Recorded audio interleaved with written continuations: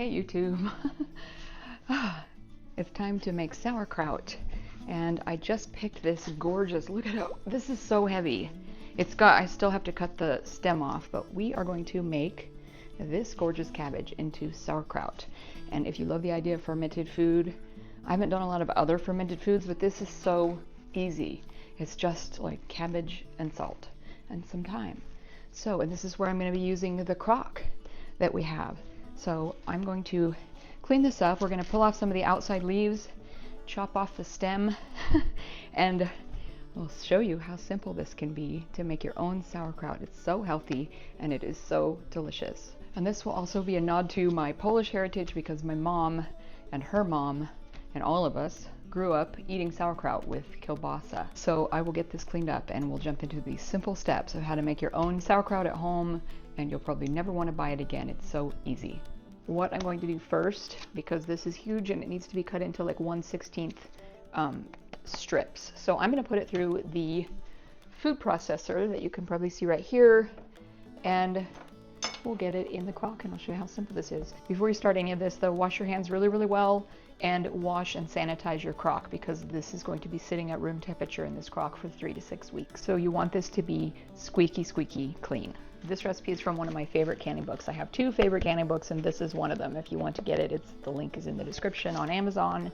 This is pretty much one of 2 canning books you only ever need. We are going to be using the recipe from that, which calls for 25 pounds of cabbage and a cup of salt. This is a 7-pound head, so we're going to be using a 1/4 cup, like a heaping 1/4 cup, because do the math. What I'm going to do is just take off the outside leaf here that's just a little bit wilty, and we're going to cut this in pieces that are small enough to put through my food processor, because I'm going to be shredding it with that. You can use a mandolin if you have one. You can just cut it with a knife if you want. So I'm going to just sort of divide this into some pieces that are going to be the right size to get into my food processor. And make sure you get the core out as well. I'm just going to kind of use a paring knife to get the little bits that are left after you cut it in half. And if you're going to put this through a food processor, you want your blade set on the skinniest, like the thinnest slice, which is about 1/16 of an inch, I believe. And again, you could do this with a knife if you wanted to. Just cut these really finely with a sharp knife. You wouldn't need any special tools at all. Just a crock and some salt and you'll have sauerkraut if you have some patience. I gotta say, looking at you, KitchenAid, I'm not super duper thrilled with this particular food processor for a various number of reasons. First of all, you can't put stuff down in the big container and push it with this. You have to use this, which means you only have this little bit to push food through, which is really, like, try and turn it on, it won't. You have to have this in there for it to run, that makes no sense. So you really only have that much space to push. But side note, random ramble. All right, what we're going to do is just start pushing this through and it'll slice it, and I'll show you what it looks like when it's done. Let's take a look. I'm going to see how thin did we get it. Oh, that looks gorgeous. You want to see? We'll take out a tiny bit and you can see how finely that is chopped up, like shredded up pretty nice. So really nice, fine. You know what? I'm not going to put that back in the mix because I just touched it. You want to keep everything really, really clean. Okay. Let's keep going, shall we? I'm going to run the whole cabbage through this and we're going to put it in this bowl.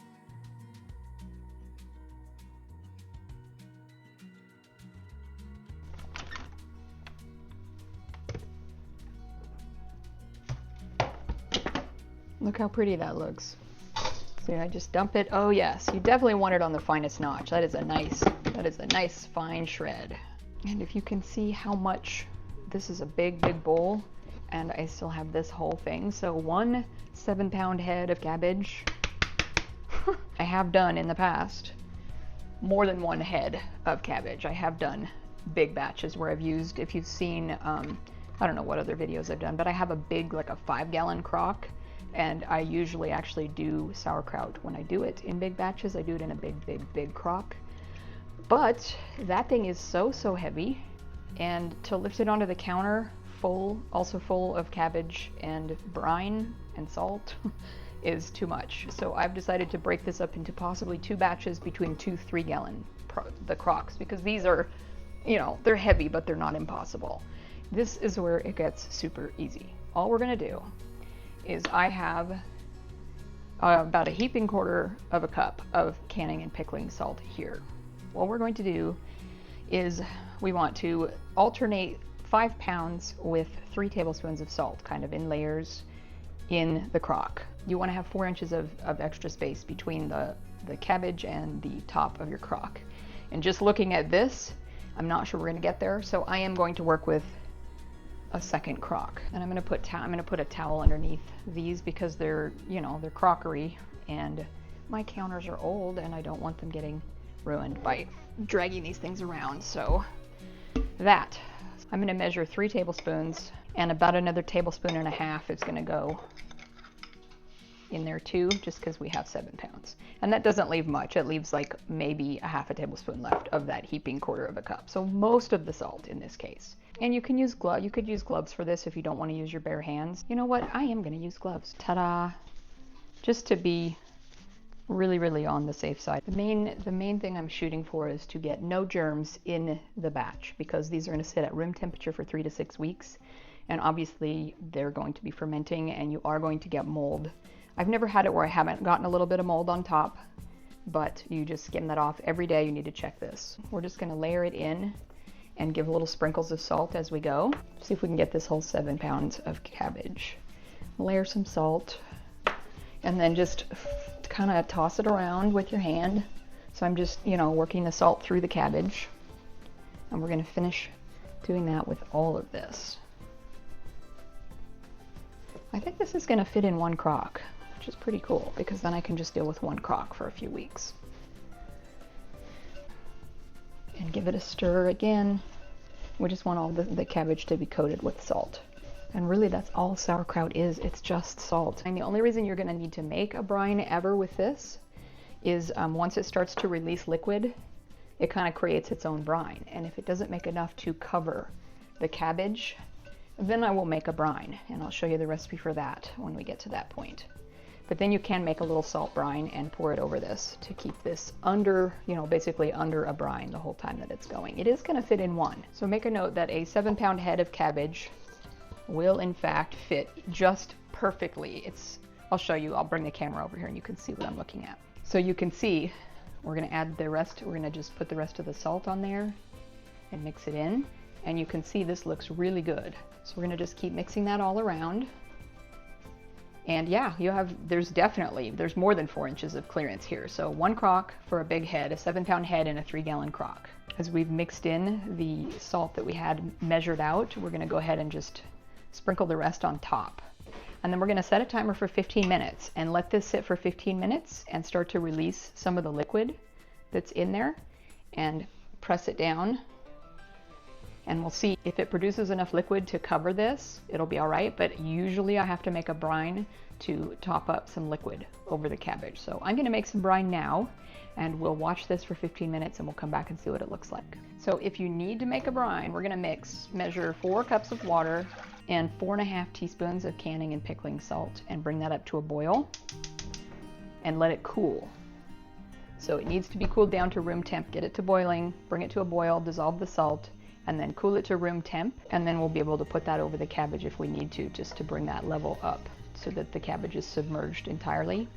I don't know that I've ever made sauerkraut where I didn't need to make a brine, but basically you want to just be ready to make one if you need to. Your cabbage may release enough liquid that you don't need to. So I'm just going to have a little bit of this ready, quickly get it up to a boil, and then put it in the fridge and cool it down real quick so we can add it if we need to.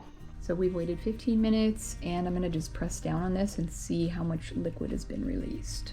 If we press down, you have room. You could have done 10 or, you know, probably 2 5-pound heads could have gone in here easily. So if you have a 3-gallon crock, you can do about 2 heads of cabbage in it. So this has been sitting for quite a while waiting for the brine that I made to cool down. And as you can see, we do need to add some brine. So I'm going to start with the 4 cups we made. And we're going to add that right over the top. That is about 1 inch, but I'm going to add some more because I want more like 2 inches above the level. And you want to try and get some of this down off the sides too, because it just dries on there and becomes concrete. So I'm going to add a little more. I made another about 6 cups, so we're just going to add some. beans. That looks pretty good. That's about above, you know, about 1 to 2 inches above the layer of sauerkraut in the bottom. And then what we're going to do is take a clean plate and we're going to invert it. So we're going to put it face down on top of the cabbage, and you're just wanting that to basically keep as much of that cabbage under the level of the brine as possible. And you can weigh that down. If it doesn't look like it's going to stay, you can weigh it down with like a canning jar full of liquid. And that's all we're going to do. And we're going to leave this to sit at room temperature, cool room temperature. So keep it around like 70 would be ideal. It can go as warm as 75 or into the 60s. But I'm going to probably put a towel over this and it will sit on the counter, and I'm going to check it every day. And you'll come in and watch for fermentation taking place. You'll see bubbling, and it can take as long as 3 to 6 weeks. So we're going to wait until the bubbling stops, and that's how we'll know it's done. But in between there, we're going to come in every day and check. And if you see any sort of mold or kind of foam or scum forming on the top of this liquid, we're going to just bring a ladle and just go ahead and pull that off carefully and get rid of it. I will come back and post a second video when we are ready to take this out of the crock and get it in jars and get it canned, because that will be quite a ways from now. So this is to get you started. Part 2 of this video will be how to get it in jars and get it processed to put it in the cabinet, where you will have something that looks like this when you're done. So that video, once it's done, will be right here. And in the meantime, please feel free to watch this video, which YouTube thinks you'll enjoy next. Thanks for watching. We'll see you in the next video.